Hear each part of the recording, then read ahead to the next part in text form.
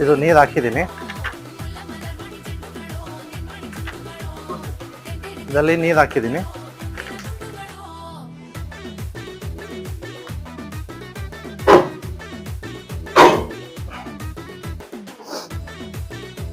ನೋಡ್ಬೋದು, ಇಲ್ಲೂ ಸೀಲಿಂಗ್ ಆಗಿದೆ. ಇಲ್ಲೂ ನಿಮಗೆ ನೀರು ಬರಲ್ಲ. ಇಲ್ಲೂ ನಾವು ಸೀಲ್ ಮಾಡಿದ್ದೀವಿ, ನಿಮಗೂ ನೀರು ಬರಲ್ಲ. ಏರ್ ಟೈಟ್ ಕಂಪ್ರೆಷನ್ ನೋಡಿದ್ರೆ ನಿಮ್ಗೆ ಗೊತ್ತಾಗುತ್ತೆ ಸೀಲಿಂಗ್ ಆಗಿದೆ.